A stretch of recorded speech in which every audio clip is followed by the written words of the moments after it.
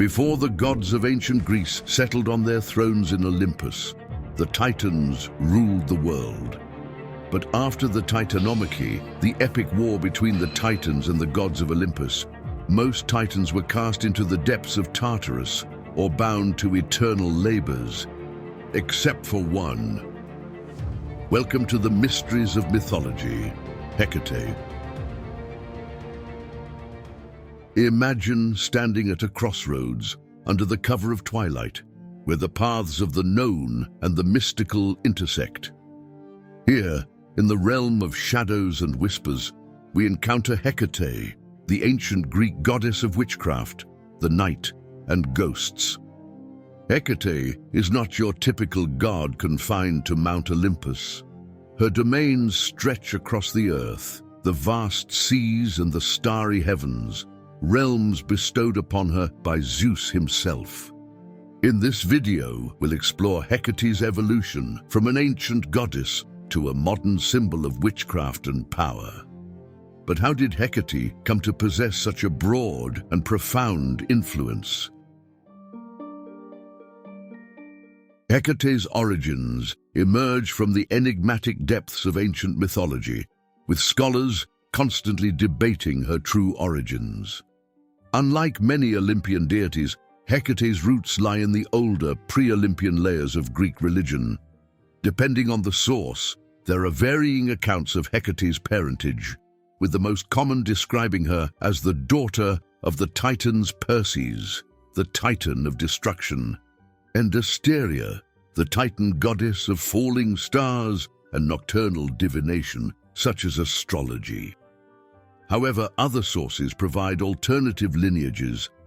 Musaeus, a scholar of Athens, claimed that she was the daughter of Asteria and Zeus, while the lyric poet Bacchylides suggests she emerged from night itself. Euripides presents her as the daughter of Leto, and in Sicilian legend, she's said to be the offspring of Admetus and a Phaeacian woman. Hecate's connection to Thracian divinity is particularly interesting. The Thracians were an ancient group of tribes who lived in parts of what are now Bulgaria, Greece, and Turkey. They had their own gods and goddesses, known as Thracian deities, which were sometimes influenced by Greek and Anatolian cultures. Hecate is often regarded as both an ancient Thracian deity and a titan. Despite the Titanomachy, Hecate was uniquely honored by Zeus. He granted her dominion over heaven, earth, and sea. This extensive power meant that Hecate could choose to bestow or withhold wealth, victory, wisdom, good fortune, and prosperity from mortals, depending on her judgment. Hecate's connections to other deities are also very important. In literature and myth, Hecate is closely linked to Demeter and Persephone, particularly in the story of Persephone's abduction by Hades. When Hades, the god of the underworld, kidnaps Persephone, Hecate hears the cries of the distraught Demeter, Persephone's mother, who is desperately searching for her daughter. Using her torches to light the way, Hecate joins Demeter in her search. This act of assistance not only solidifies her role as a guide and protector, but also portrays her as a compassionate deity who bridges the gap between the living and the dead. This story shows Hecate's role as a mediator between worlds, guiding both gods and mortals through transitions from light to darkness and life to death. Additionally, Hecate's identity often overlaps with other goddesses like Rhea, Artemis, and even Persephone herself. She operates at the boundaries of different realms, guarding the thresholds and crossroads where human and divine interactions occur. Each symbol associated with Hecate offers insight into her roles as guardian, guide, and goddess of the spaces between worlds. Perhaps the most iconic of her symbols were her torches. They represented Hecate's ability to navigate and mediate between the realms of the living and the dead. In myths, where she guides Demeter to find Persephone, Her torches pierce the darkness of the underworld and are said to symbolize enlightenment, revelation, and the pursuit of truth in obscurity. As a guardian of thresholds, Hecate is often depicted holding keys, a motif that signifies her role as the protector of gateways and the keeper of hidden knowledge. The keys unlock the secrets of the mystical and the occult, granting her, and by extension her followers, access to forbidden realms and arcane wisdom. Crossroads are crucial to understanding Hecate and her symbolism. As the goddess of crossroads, she oversees the places where different paths meet, which metaphorically represent choices and decisions. Hecate is often depicted with three faces or bodies, each facing a different direction. This imagery symbolizes her power over time, the past, present, and future.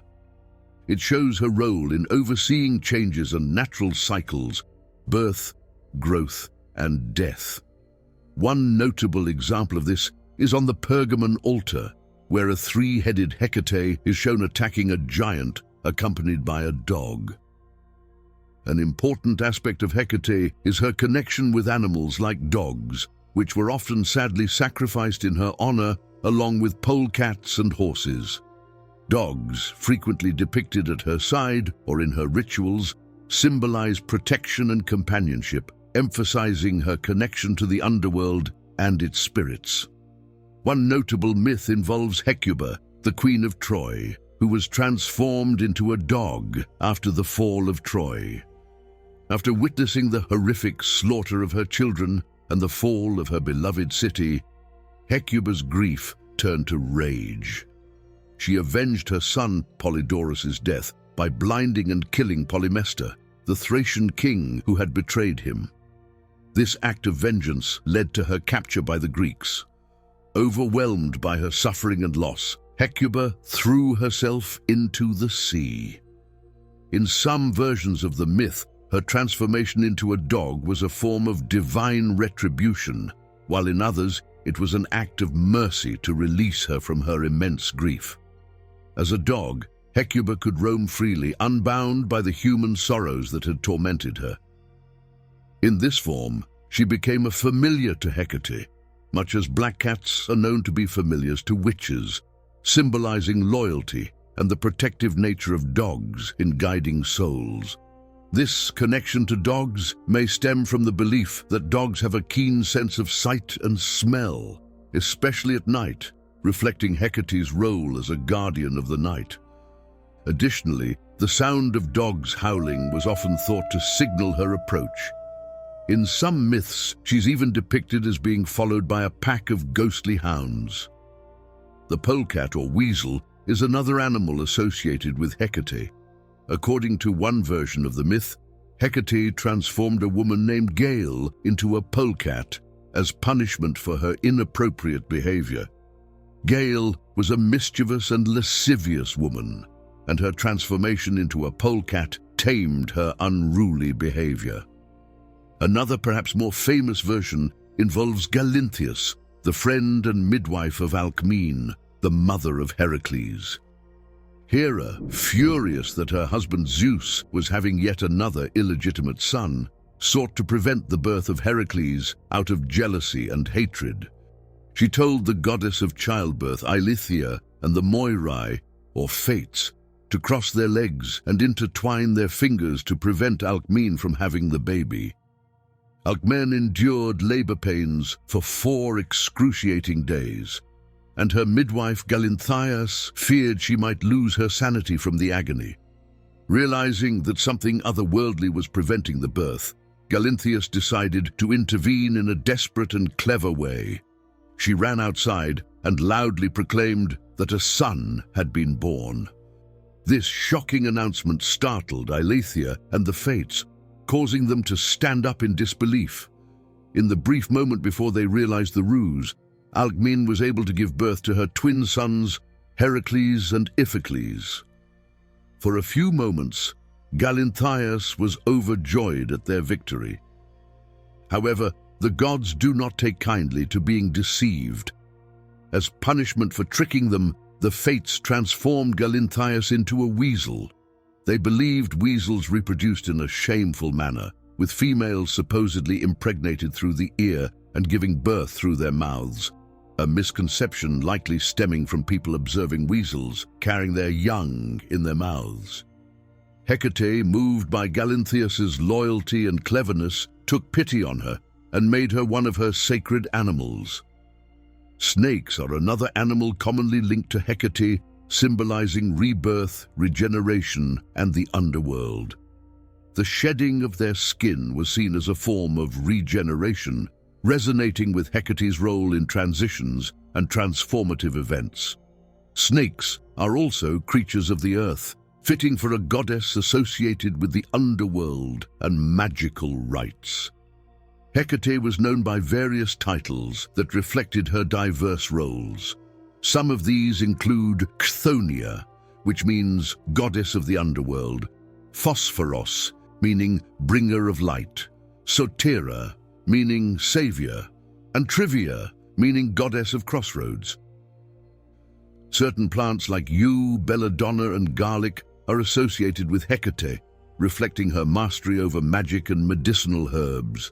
These plants are often used in rituals and spells, emphasizing her deep knowledge of pharmakeia, the ancient practice of using herbs for healing and magic. With so many realms, powers, and reasons for worship, some wonder if she was a single goddess, or perhaps a culmination of other gods. Hecate's position within the pantheon of Greek deities is unique because she is connected to both the Olympian gods and the older, earth-associated or chthonic powers. Unlike other gods whose friendships and rivalries are clearly outlined in myths, Hecate's relationships span a wide range of realms and deities, reflecting her role as a bridge between different worlds. Hecate's alliance with Zeus is particularly strong. Despite her origins that predate the Olympians, Zeus respects Hecate's authority and grants her power over everything, heaven, earth, and sea, a rare privilege not given to many others in the Greek pantheon. In addition to her relationships with the major Olympian gods, Hecate's association with Artemis and Diana in later periods shows the adaptable nature of her worship. In Roman times, she was often conflated with Diana, the goddess of the hunt, further blending her identity with lunar and wilderness aspects.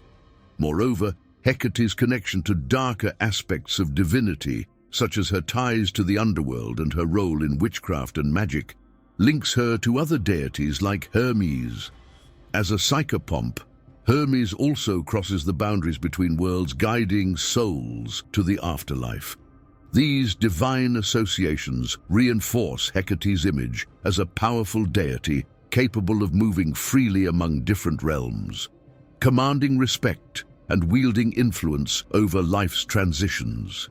As we delve further into the myths that shape her narrative, we see Hecate not only as a deity of witchcraft and magic, but as a profound symbol of transition and transformation, impacting the lives of gods and mortals alike. The worship of Hecate is rich and varied, reflecting her broad and deep significance in ancient religious practices. From personal household rituals to public ceremonies, the cult of Hecate was both intimate and communal, deeply woven into everyday life as well as the spiritual and mythical narratives of the time.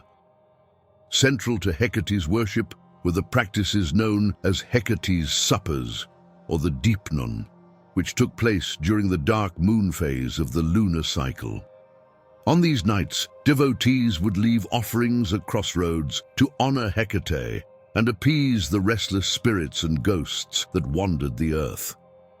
These offerings typically included food, often eggs, fish, and garlic, but the key aspect was that once placed, they were not to be looked back upon after leaving, symbolizing a complete offering to Hecate and the spirits.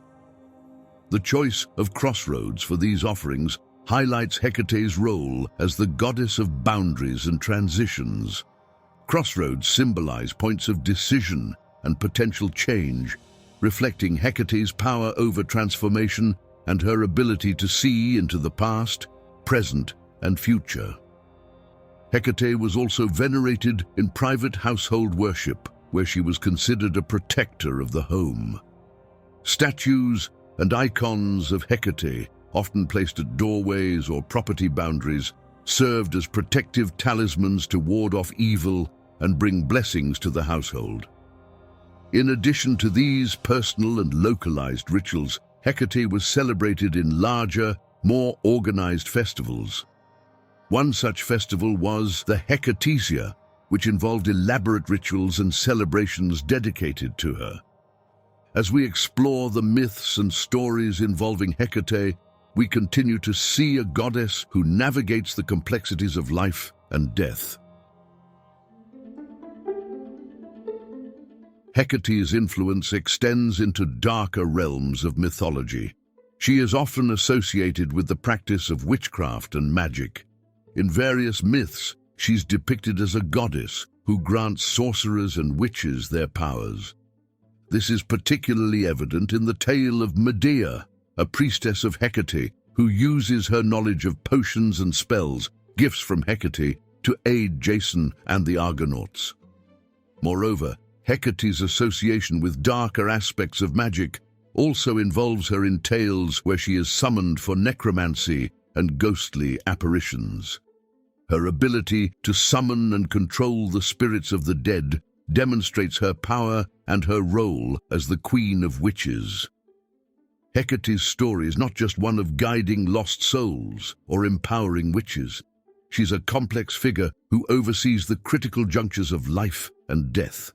Her myths encapsulate the essence of her power, portraying her as a multifaceted goddess who commands both reverence and fear. Throughout history, Hecate's legacy has been both revered and misunderstood, evolving significantly from her origins in ancient Greek religion to her roles in modern neo-pagan and witchcraft traditions. This transformation has been shaped by changing cultural narratives, artistic representations, and the blending of myths. In ancient times, Hecate was primarily revered as a protector and guide, her image complex but largely positive. She was the goddess who assisted Demeter and Persephone, protected households, and guided the souls of the dead. However, over the centuries, her image began to shift. By the Middle Ages, Hecate had become associated with witchcraft and darkness, often portrayed as a crone who commanded the spirits of the dead and practiced sorcery. This change was influenced by the rise of Christianity in Europe, which often recast pagan deities in a more sinister light to fit Christian narratives of good versus evil. Hecate's later association with the moon and witchcraft largely developed during the Roman period and the Middle Ages, contrasting with her more multifaceted ancient roles. During this time, she was increasingly depicted as a goddess of the night and magic, further solidifying her connection with lunar symbolism and witchcraft practices. This portrayal moved away from her original roles as a protector and guide, emphasizing instead her aspects related to darkness and the supernatural. Hecate's portrayal as a dark goddess was further cemented by Renaissance artists and poets who depicted her as a figure of the night, often involved in witchcraft and ghostly episodes. These interpretations diverged from the original myths but were compelling to an audience fascinated by the macabre and the mystical. In modern times, the resurgence of interest in paganism and goddess worship has restored Hecate's image as a figure of strength and protection. Today, she is often seen as a symbol of female empowerment and independence, revered in feminist and neo-pagan circles for her association with magic, her ability to navigate between worlds, and her role as a queen of the night. Misinterpretations of Hecate's character and roles highlight the fluid nature of mythological figures. Their stories and significance can be reshaped to fit the needs and understandings of each era. Hecate's legacy shows the enduring power of mythology to inspire and influence.